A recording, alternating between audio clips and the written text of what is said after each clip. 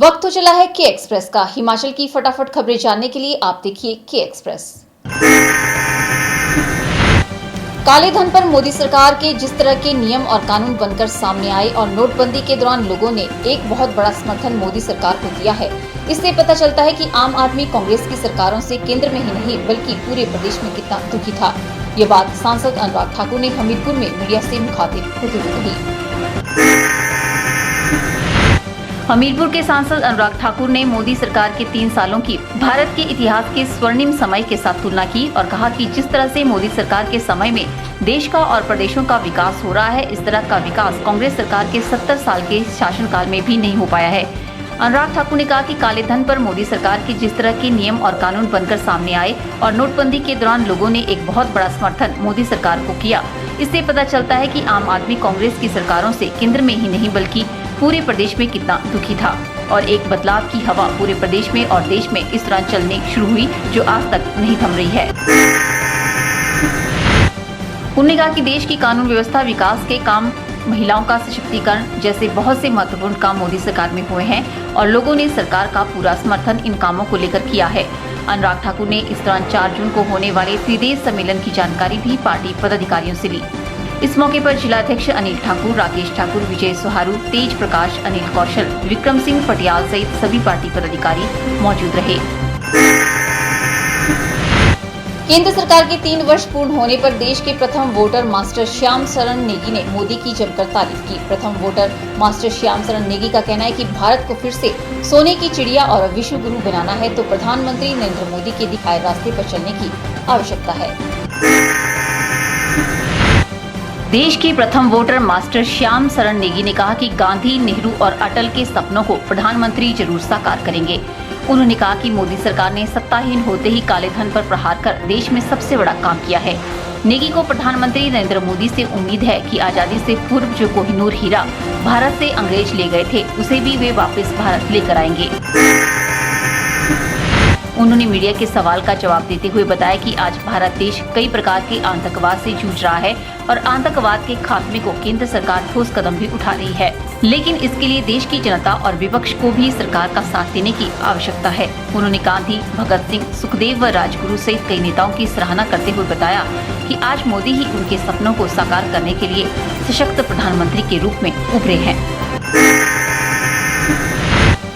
महंगाई के इस दौर में अब यात्री मंडी बस अड्डे में 25 रुपए में खाना खा सकते हैं। हिमाचल पथ परिवहन निगम ने अंतर्राज्यीय बस अड्डा मंडी में राजीव थाली योजना शुरू की है। इस योजना का फायदा सैलानियों, यात्रियों समेत स्थानीय लोग भी उठा सकते हैं।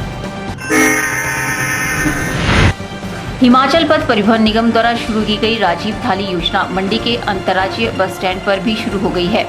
मंडी बस स्टैंड पर इस योजना का शुभारंभ HRTC के निदेशक योगेश सैनी ने किया।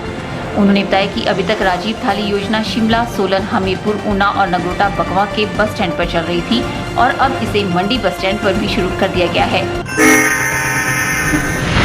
योगेश सैनी ने इस मौके पर कहा कि इस योजना के शुरू होने से जहां बेरोजगारों को रोजगार के अवसर मिल रहे हैं, वहीं राहगीरों को भी सस्ती दरों पर ताजा भोजन उपलब्ध हो पाएगा। उन्होंने इसके लिए परिवहन मंत्री GS बाली का आभार जताया और लोगों से इस योजना का पूरा लाभ उठाने का आग्रह किया है। बता दें कि मंडी बस स्टैंड की दूसरी मंजिल पर स्थित अन्नपूर्णा कैंटीन में राजीव थाली का लाभ लिया जा सकता है। इसमें 25 रुपए में दाल, चावल, 2 चपाती, सब्जी और कढ़ी मिला करेगी। कैंटीन में यात्रियों के लिए सुबह 7 से लेकर रात 10 बजे तक खाना मिलेगा। RTO ऑफिस हमीरपुर में तैनात एक महिला कर्मचारी ने मात्र 25 रुपए के लिए अपना ईमान बेच दिया। विजिलेंस टीम ने उक्त महिला कर्मचारी को रंगे हाथों रिश्वत लेते गिरफ्तार किया है। पुलिस उपाधीक्षक हमीरपुर बलबीर सिंह से मिली जानकारी के अनुसार RTO ऑफिस हमीरपुर में कार्यरत एक महिला कर्मचारी सुनीता नड्डा द्वारा गुंदवी बोहणी गांव के देशराज पुत्र भक्तराम से गाड़ी की ऑनरशिप का तबादला करने तथा गाड़ी की RC से गलती का सुधार करने की एवज में 25 रुपए की रिश्वत की मांग रखी थी, जिसकी शिकायत देशराज ने विजिलेंस कार्यालय हमीरपुर में की। इसके बाद विजिलेंस टीम ने उक्त महिला कर्मचारी को रिश्वत लेते रंगे हाथ मौके पर ही पकड़ लिया है।